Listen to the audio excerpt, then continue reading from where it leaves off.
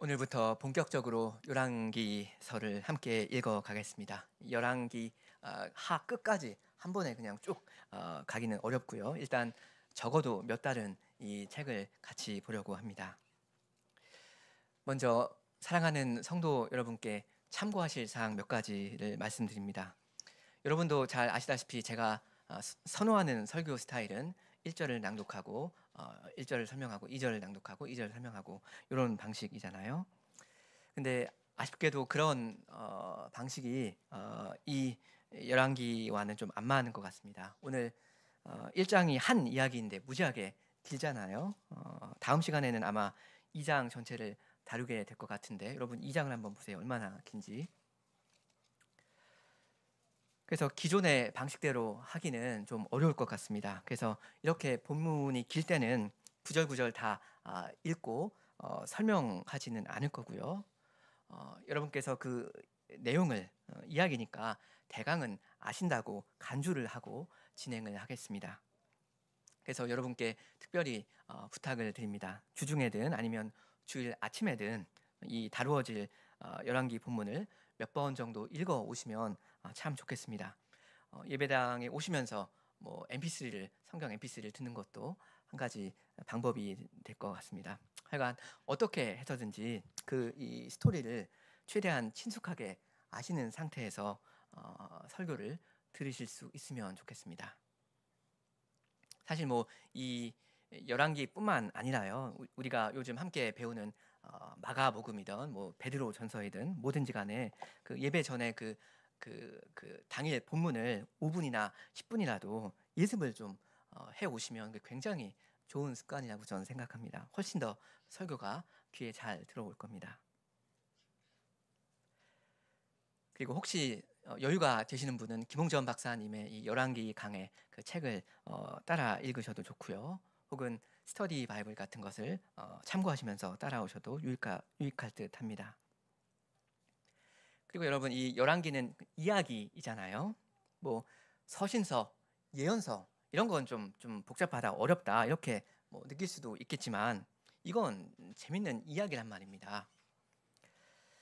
그러니까 부모님들께서는 특히 아이들이 이 책에 흥미를 좀 느낄 수 있도록 최대한 도와주시기 바랍니다.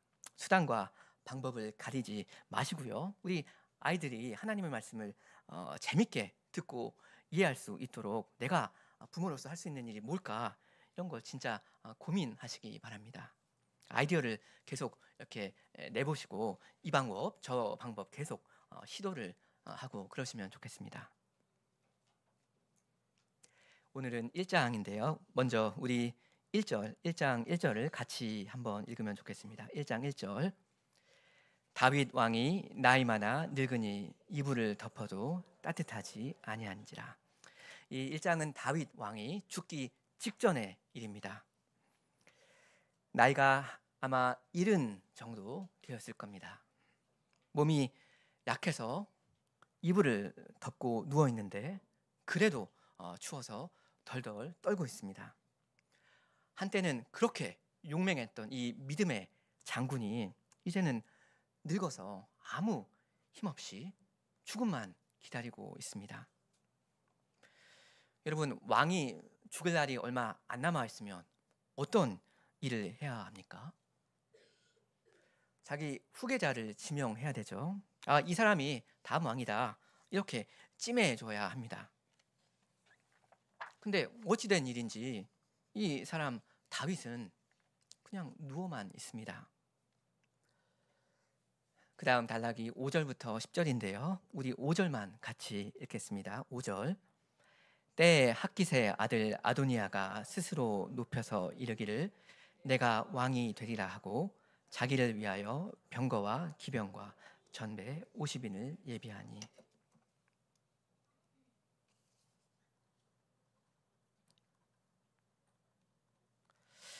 아도니아 이 사람은 다윗의 아들 중에 하나입니다. 학깃이라는 여인이 다윗한테 낳아준 사람입니다. 근데 이 사람은 교만합니다. 자기를 높입니다. 자기 아버지 다윗한테 여쭙지도 않고 내가 왕이 되겠다 하고 나섭니다. 근데 여러분 이런 일이 지금 다윗 왕한테 처음 있는 게 아닙니다. 예전에 다윗의 어떤 다른 아들이 내가 왕이 되겠다라고 한 적이 있었습니다. 누굽니까? 우리 학생들 중에 누가 말해볼 수 있습니까? 누구죠? 다윗의 어떤 다른 아들이 예전에 내가 왕이 되겠다 한 사람, 압으로 시작하는데 누구죠? 압살롬이죠. 한마디로 이 아도니아는 그 압살롬의 말하자면 그 쌍둥이라고 거의 할 수가 있습니다. 이 돌아온 압살롬입니다. 이 아도니아는. 왜냐하면 이 두 사람 둘 다 자기 맘대로 왕이 되려고 했고요. 그리고 여기 5절 하반절을 보세요. 그 사무엘하 15장 1절에 보면 예전에 압살롬이 왕이 되려고 어떤 일을 했는지 이렇게 기록되었거든요. 이후에 압살롬이 자기를 위하여 병거와 말들을 준비하고 전배에 50명을 세우니라. 그러니까 왕이 되려고 어떤 행동을 했는지 똑같습니다. 그 다음 우리 본문 6절이요. 6절에 저는 압살롬의 다음에 난 자요라고 해서 이 본문이 이 두 사람을 그냥 딱 붙여놓고 있고요. 그 다음에 6절에 채용 그러니까 용모가 심히 준수했다라고 합니다. 잘생겼다 이거죠.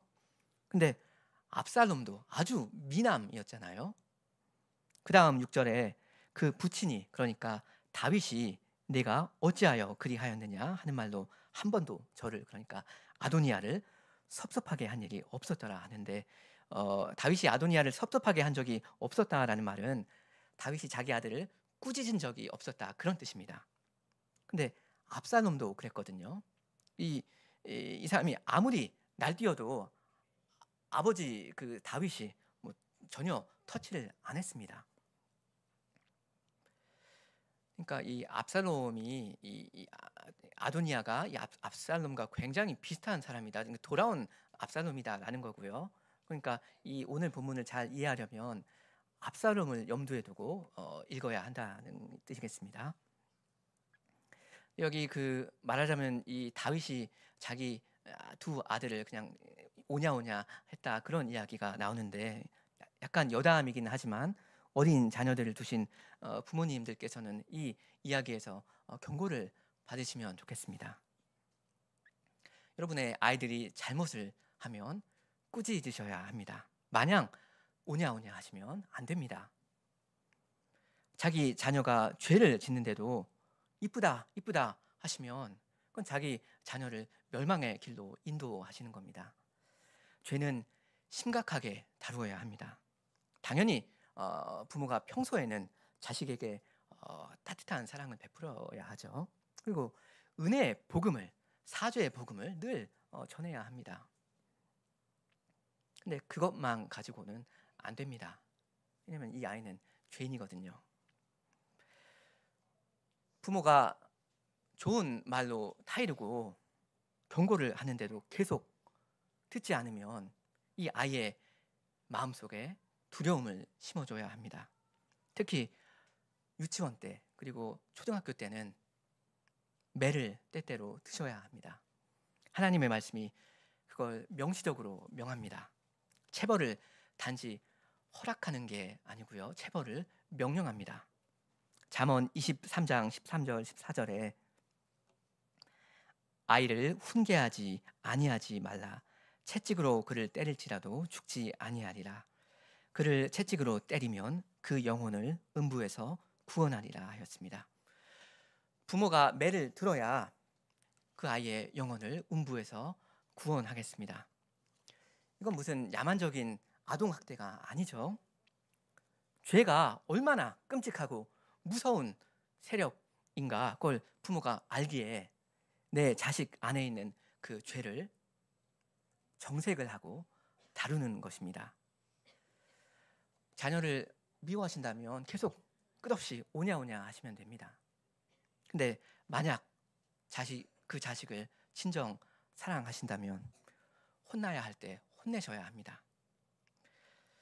아이가 지금 왜 매를 맞는 건지, 왜 매를 맞아야 하는지 설명을 해주시고 매섭게 쳐야 합니다.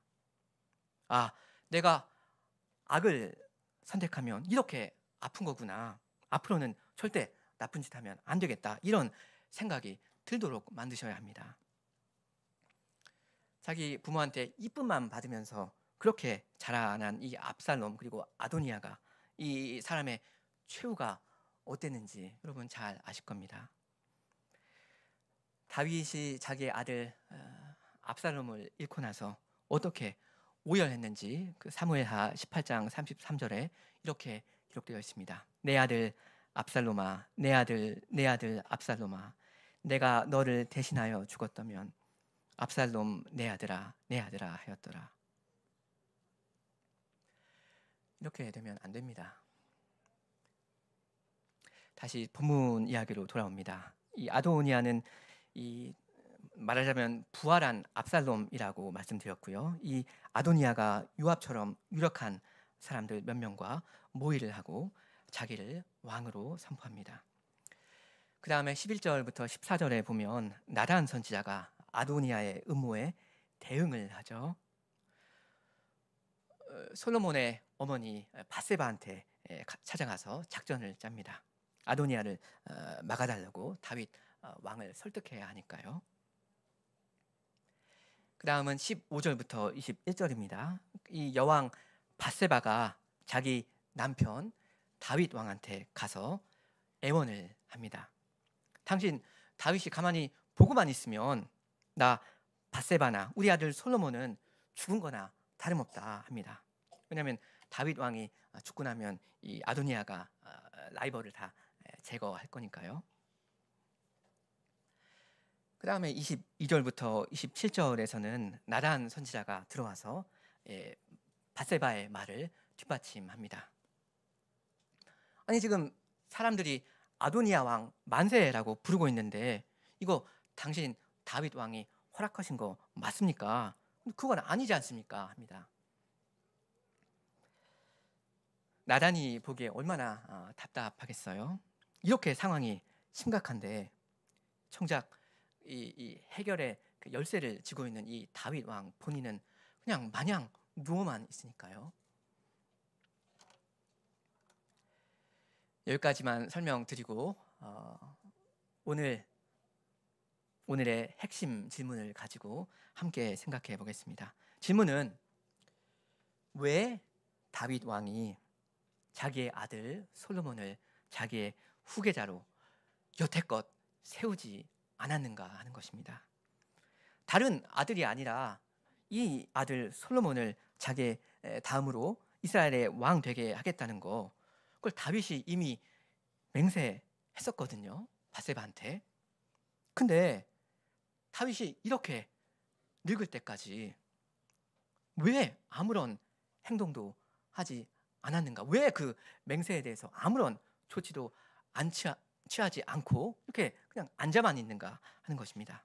원래 이 사람 다윗이 얼마나 똑똑하고 빈틈없는 사람입니까? 왜 근데 아무 대책 없이 이렇게 앉아만 있었을까 하는 겁니다.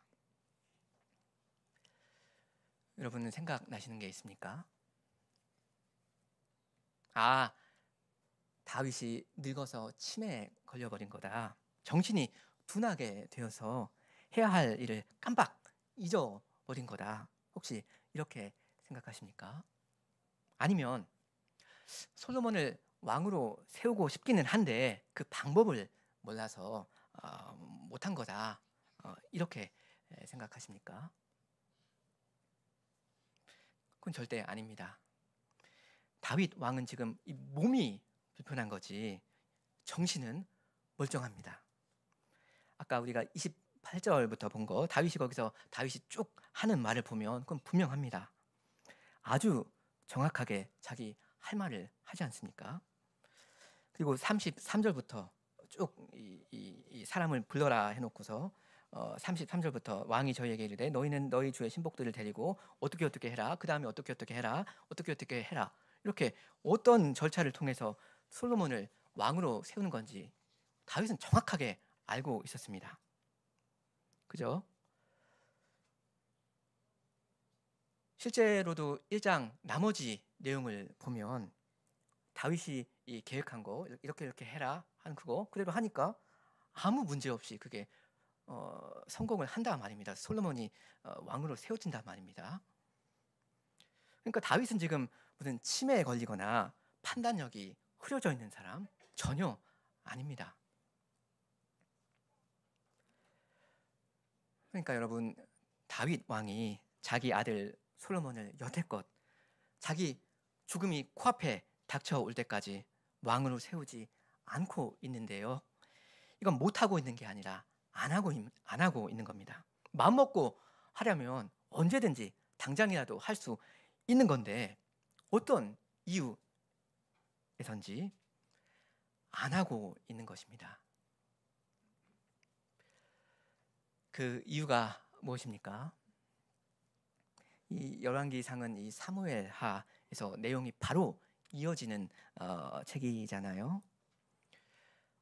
사무엘하가 어떤 이야기로 끝났죠? 여러분, 사무엘하 24장 한번 아마 성경책에 헤딩이 있을 텐데 타이틀 그 제목이 뭐라고 되어 있습니까?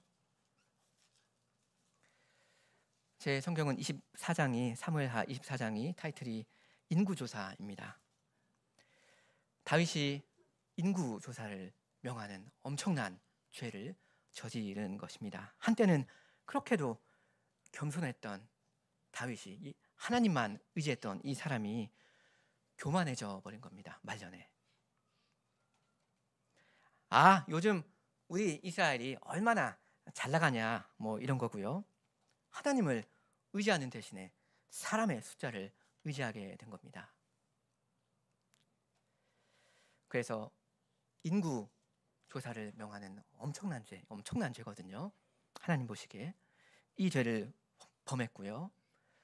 덕분에 무고한 이스라엘 백성 7만 명이 죽습니다. 다윗은 멀쩡하고요. 그러니까 이 사건이 다윗한테 엄청난 트라우마가 되었을 겁니다. 자기 잘못 때문에 자기 백성 7만 명이 죽어버렸습니다. 이게 이 신자한테 얼마나 큰 충격이 되었겠어요? 평생 동안 이 다윗을 괴롭혀 왔습니다. 이런 건 잊을 수 있는 사건이 아니란 말입니다. 자기 때문에 사람 7만 명이 죽는 거. 우리가 지어놓은 어떤 커다란 죄는 평생 잊혀지지 않는 게 있습니다. 예수 그리스도의 피로 용서를 받아도 용서를 받는 거 우리가 뭐 교리적으로는 아는데 우리 기억에는 계속 남아서 맴돕니다. 우리를 괴롭힙니다. 지워지지가 않습니다. 해결이 안 되고 있는 겁니다. 내 마음속에서. 사무엘하 24장에 그 끔찍한 인구조사라는 죄가 기록되어 있고요. 바로 이어서 우리 열왕기상 1장 1절에 다윗이 말년에 얼마나 불쌍하고 처량하게 되었는지가 나오니까요. 이 두 이야기는 문맥상 연결된다고 봐야 합니다. 그러니까 다윗이 솔로몬을 자기 후계자로 세우지 않고 있는 건 다윗의 죄책감 때문입니다. 결국 문제는 죄입니다. 다윗의 죄가 자기의 마음속에서 정리되지 않은 채로 그냥 세월만 흘러간 겁니다. 나 같은 죄인이 어떻게 하나님의 은혜를 받겠는가? 분명히 솔로몬이 다윗의 그 왕조를 이어갈 거라고 약속을 해주신 건 사실인데 내가 감히 어떻게 그 약속을 취하겠는가? 내가 무슨 배짱으로 하나님 그 약속 들어주십시오 이렇게 말할 수 있겠는가? 내 집을 영원히 보존해 주실 거라고 약속해 주셨지만 그런 은혜를 받을 자격이 이러한 나한테는 없지 않는가 이렇게 생각한 겁니다. 한마디로 말하면 자기의 죄 때문에 믿음이 약해진 겁니다. 인구조사를 명한 그 죄 때문에요. 근데 여러분, 그게 전부였습니까? 다윗이 범한 죄, 이 인구조사 요거 하나밖에 없습니까? 아니죠. 그 다윗이 그 이전에 바세바를 범한 죄가 있었습니다. 근데 어떤 시기에 그 죄를 저질렀죠? 우리 사무엘하 7장을 좀 같이 잠깐 보겠습니다. 사무엘하 7장입니다.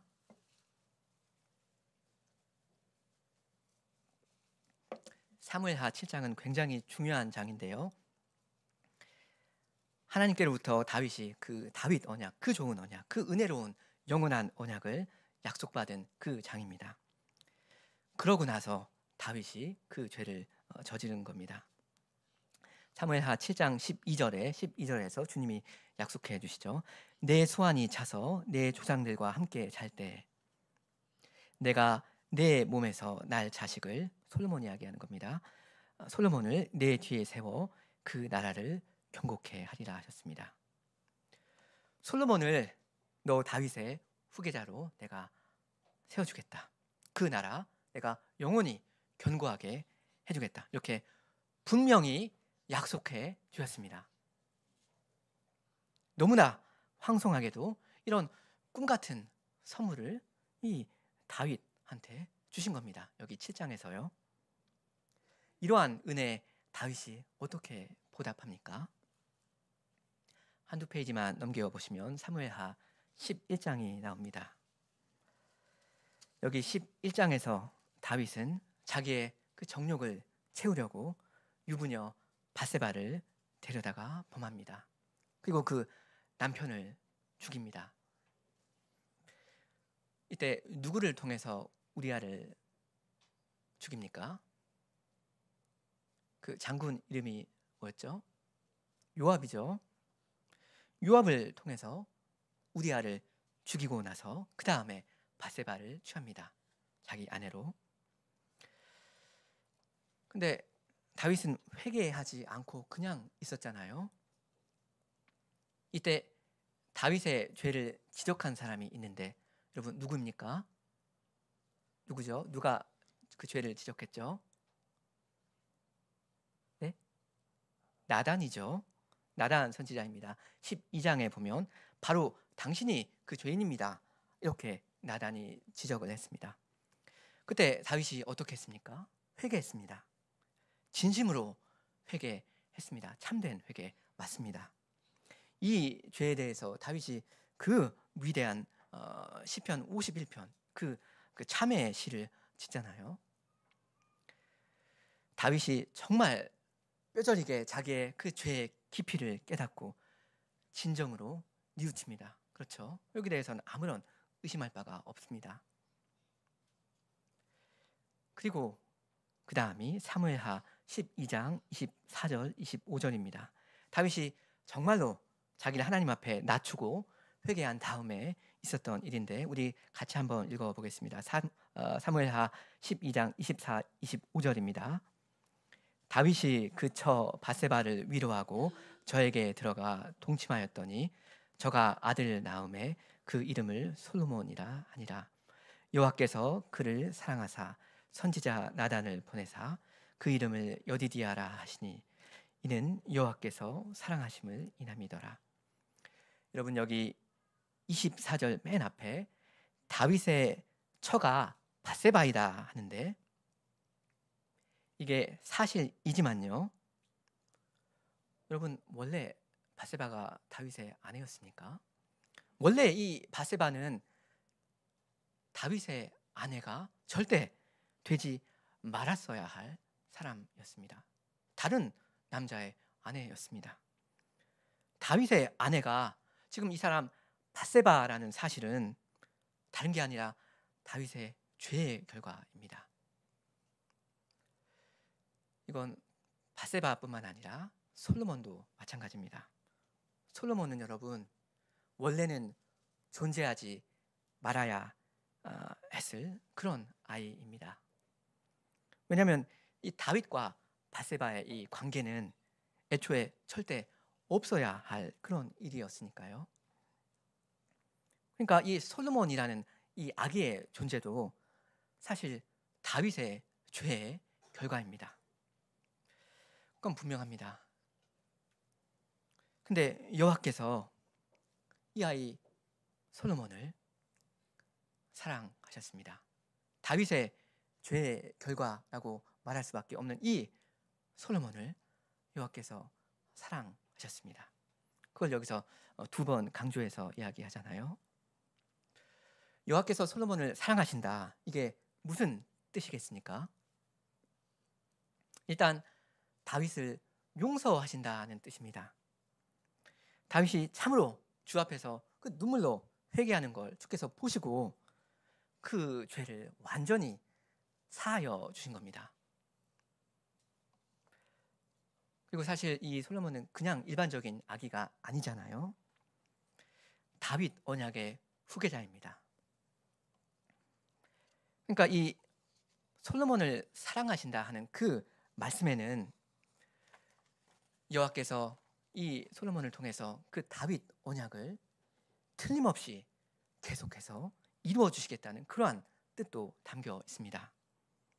그렇죠? 그러니까 나단이 전해주는 이 말씀을 다윗이 듣고 얼마나 큰 위로를 얻었겠어요. 아, 내가 저지른 이 끔찍한 죄에도 불구하고 여호와께서 그 은혜가 풍성하신 여호와께서 자비로우신 분이 그 약속하신 것을 이루어 주시겠다고 하시는구나 하면서 너무나도 감격하고 감사했을 겁니다. 그런데요, 그랬던 다윗이 또다시 범죄를 합니다. 이 신자 다윗이 말년에 또 교만해져서 인구 조사를 명한 건데요. 이 인구 조사를 명한 죄는 아까 그 밧세바 사건보다 훨씬 더 악랄한 죄라고 볼 수 있습니다. 왜냐하면 일단 인구조사 사건은 그 형벌이 어마어마했고요. 7만 명이 죽었으니까요. 그리고 이 밧세바 우리아 사건이 사람에 대한 죄라면 이 인구조사는 하나님을 직접 거스르는 죄였으니까 훨씬 더 무겁다라고 할 수 있을 겁니다. 그리고 이 밧세바 우리아 사건은 은밀하게 저지른 사건이었지만 이 인구조사는 보란 듯이 대낮에 범한 죄였습니다. 또 요압 장군이 그러면 안 된다고 하지 말라고 말리는 말을 듣고도 그냥 강행한 그런 죄였습니다. 무엇보다도 이 인구조사라는 이 죄는 다윗이 밧세바를 범하는 그 끔찍한 죄를 저지르고 나서 진정으로 회개를 하고 징계를 받고 하나님의 은혜, 그 회복되는 그 하나님의 은혜를 받아 누린 다음에도 또 한 번 지었다는 죄라는 점에서 그 죄의 질이 매우 안 좋습니다. 다윗이 일생 동안 어마어마한 죄를 두 번 저질렀는데요. 이 두 가지 죄는 연결해서 봐야 합니다. 오늘 본문이 그걸 요구하고 있습니다. 밧세야 그 우리아 사건이 먼저 일단 있었고요. 그다음 다윗이 나단 선지자한테 지적을 받고 뉘우쳤죠. 하나님께 아주 호되게 이 다윗이 매를 맞았고요. 그리고는 회복되는 그 은혜를 이 사람 다윗은 맛보았습니다. 여러분, 이 정도 했으면 사람이라면 다시는 죄 지으면 안 됩니다. 어떻게 이렇게까지 해주셨는데 배은망덕하게 또 그 하나님의 등에 또 한 번 칼을 꽂아요. 그건 있을 수 없는 일입니다. 평생 반성하고 뉘우치면서 평생 일생을 자숙하면서 나머지 인생을 조용히 살아야죠. 경건하게. 근데도 이 다윗은 그 인구 조사를 강행한 겁니다. 요압이 그렇게 만류를 했는데도 기어이 고집을 부린 겁니다. 얼마나 자기한테 군사가 많은지 그걸 기어이 알아야 했던 겁니다. 그러니까 이 다윗 얼마나 고약한 죄인입니까? 정말 못돼 먹은 사람 아닙니까? 여러분, 이런 사람 또 한 번 용서해줘도 되는 겁니까? 용서하십니다. 하나님께서 그 거룩한 사랑으로 덮어주십니다. 하나님의 독생자 예수 그리스도의 단번에 제사를 내다보시고 이 죄인 다윗을 또 한 번 용서해 주십니다. 근데 다윗은 자기를 용서하지 못합니다. 오늘 본문 1장 그 말년에 와서 자기의 죄를 잊지 못하고 있습니다. 자기 방에 갇혀서 외로이 벌벌 떨고 있습니다. 이제 죽을 날만 남았습니다. 이 죄가 자기 마음 가운데 정리가 안 되고 있는 겁니다. 마음의 병이 있는 겁니다. 그 증거가 뭐냐면 솔로몬을 자기가 얼마든지 자기의 후계자로 세울 수 있음에도 불구하고 지금까지 세우지 않고 있다는 사실입니다. 여러분, 솔로몬은 어떤 존재죠? 다윗의 죄가 없었더라면 존재하지 않을 사람이라고 했죠. 솔로몬은 다윗의 죄의 결과였습니다. 자기의 그 옛적 죄, 그 바세바를 범한 그 죄를 기억나게 하는 그런 존재였습니다. 근데 그런 솔로몬을 주께서 일방적으로 사랑해 주셨습니다.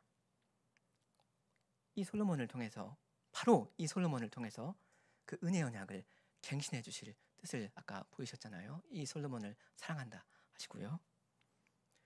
그래서 이 솔로몬 여디디아는 주님의 용서의 상징이 되었습니다. 이 하나님과 다윗 사이에 이제는 샬롬, 평강이 있다는 사실을 너무나도 분명하게 보여주는 아이였습니다. 이 솔로몬이. 그런데도 다윗이 또 한 번 인구 조사를 명하는 그 거대한 죄를 범한 겁니다.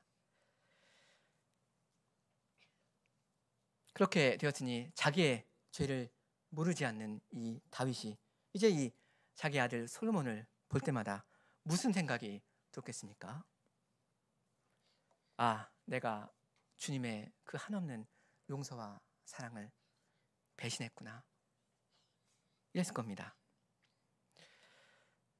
솔로몬이 다시 한번 다윗 본인의 죄를 상기시키는 그런 존재가 된 겁니다.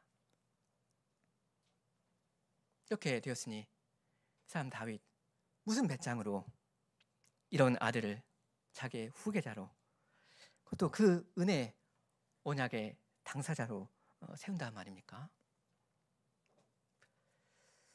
근데 다윗의 죄를 기억나게 하는 사람이 오늘 솔로몬 한 명만 나옵니까?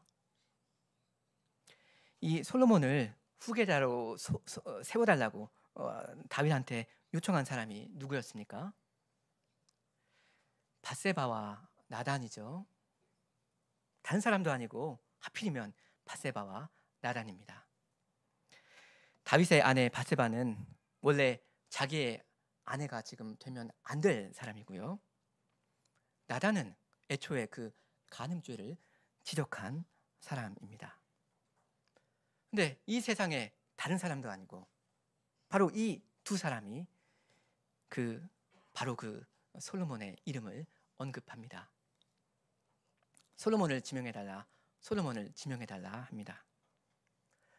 여러분이 다윗이었다면 그렇게 하실 수 있었겠습니까? 다윗의 과거 죄를 상기시키는 사람, 밧세바, 나단, 솔로몬, 이 세 사람이 전부입니까? 요압이 또 있죠. 요압이 오늘 본문에 중요하게 또 나오잖아요. 이 사람 요압은 다윗의 명을 받아서 밧세바의 남편 우리아를 살해한 바로 그 사람이고요. 그리고 두 번째 죄, 인구조사 하지 말라고 말렸던 바로 그 사람입니다. 이 요압은 지금 다윗의 반대편에 서 있는데요. 이 요압 또한 다윗의 죄를 생각나게 하는 사람입니다. 이 두 가지 죄 모두에 인볼브가 되었죠. 요압은. 그리고 또 누가 있죠? 요압과 함께하는 이 자는 또 왕이 되려는 아도니아입니다. 아도니아는 특징이 뭐라고 했죠? 돌아온 압살롬이라고 했습니다. 압살롬이 왜 중요하죠? 압살롬 하면 생각나는 게 무엇입니까? 다윗이 밧세바를 범하고 나서 하나님께서 다윗을 징계하셨는데 그때 누구를 쓰셔서 다윗을 징계하셨죠? 이 사람 압살롬이었습니다. 압살롬이 반역을 일으키고 왕이 되려고 했었잖아요. 그래서 다윗이 죽도록 고생합니다. 근데 하나님의 징계를 달게 받았습니다. 자기 죄를 정말로 깨달은 거죠. 교훈을 얻은 겁니다. 그래서 다윗이 다시 왕으로 회복됩니다. 하나님의 그 사죄의 은혜이죠. 근데 이 용서를 맛본 다윗이 그런데도 이 인구 조사라는 그 파렴치한 죄를 또 한 번 저지른 겁니다.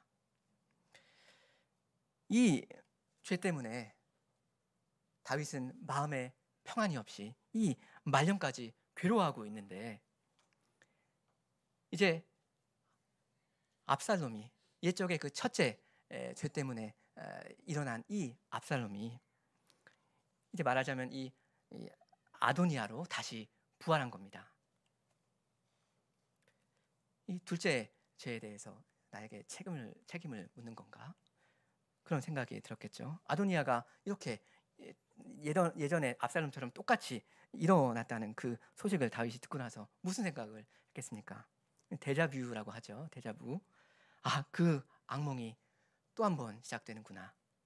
하나님께서 내 죄를 다 용서하지 못하신 것 아닌가. 내가 죄인인 관계로 나에게 주신 그 은혜로운 언약은 이루어지지 않은 것 아닌가 이랬습니까? 그랬을 법합니다. 다윗의 말년에 가장 힘이 없을 그때 자기가 과거에 지어놓은 그 큰 죄악을 생각나게 하는 사람들, 이 밧세바, 나단, 솔로몬, 요압, 아도니아, 이 사람들이 이 열왕기상 1장에서 다 함께 총 출동해서 이 죄인 다윗을 노려봅니다. 이 사람들을 다윗이 볼 때 자연스럽게 다윗한테 나오는 결론은 아, 역시 나는 죄인이다. 어찌할 수가 없는 죄인이다. 나 같은 사람이 무슨 자격으로 하나님의 약속을 받을 것인가. 이런 거였을 겁니다. 근데 놀랍게도 다윗은 그렇게 하지 않습니다. 이 사람은 신자입니다. 이 사람은 믿음을 발휘합니다. 다윗은 하나님의 말씀을 기억합니다. 자기의 죄를 얼마든지 생각하게 하는 바로 그 순간에 다윗은 하나님의 말씀을 생각합니다. 오늘 본문 29절 30절을 같이 읽겠습니다. 열왕기상 1장 29절 30절. 왕이 가로되 내 생명을 모든 환난에서 구원하신 여호와의 사심을 가리켜 맹세하노라. 내가 이전에 이스라엘 하나님 여호와를 가리켜 내게 맹세하여 이르기를 내 아들 솔로몬이 정녕 나를 이어 왕이 되고 나를 대신하여 내 위에 앉으리라 하였으니 내가 오늘날 그대로 행하리라. 다윗은 여러분 신자입니다.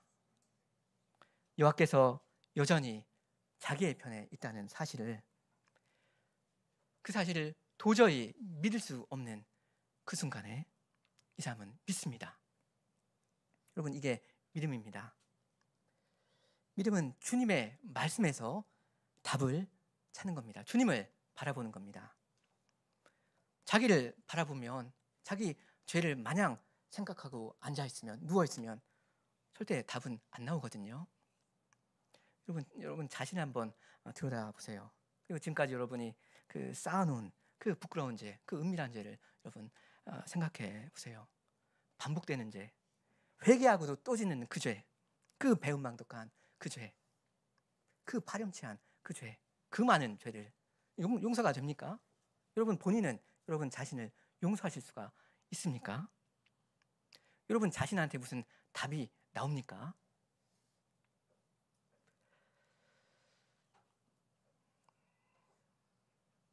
믿음은 주님을 바라보는 겁니다. 얼굴에 철판을 깔고 주님의 얼굴을 찾는 겁니다. 그리고 우리 하나님께서 우리 구주 예수 그리스도의 공로 때문에 주시겠다고, 내가 너에게 얼마든지 주겠다 약속하신 걸 다 달라고 청구하는 거, 그게 믿음입니다. 하나님께서 여러분의 일부 사소한 죄들만 용서한다고 하셨습니까? 아니면 여러분의 그 모든 죄들을 다 용서하신다 하셨습니까? 구주 예수 그리스도를 믿으시기 바랍니다. 그리고 그분 안에서 주시는 사죄의 은총을 다 받아 누리시기 바랍니다. 주님은 요한일서 1장에서 만일 우리가 우리 죄를 자백하면 저는 미쁘시고 의로우사 우리 죄를 사하시며 모든 불의에서 우리를 깨끗게 하실 것이다, 이렇게 분명히 약속해 주셨습니다. 그리고 예레미야 31장에서는 내가 그들의 죄악을 사하고 다시는 그 죄를 기억하지 아니하리라, 여호와의 말이니라 하셨습니다. 여러분이 여러분의 죄를 기억하실지는 모르겠지만 하나님은 기억 안 하십니다. 사단이 여러분을 고소할지언정, 여러분이 여러분 자신을 고소할지언정 주님은 결코 정죄하지 않으십니다. 그러니까 그 사실을 아무 의심 없이 믿으셔야 하겠습니다. 확신하셔야 합니다. 여러분 복음을 믿으시고 그리스도 안에서 의인된 자로서, 의인으로서 의롭게 여러분의 매일매일을 살아가시기 바랍니다. 함께 기도하시겠습니다.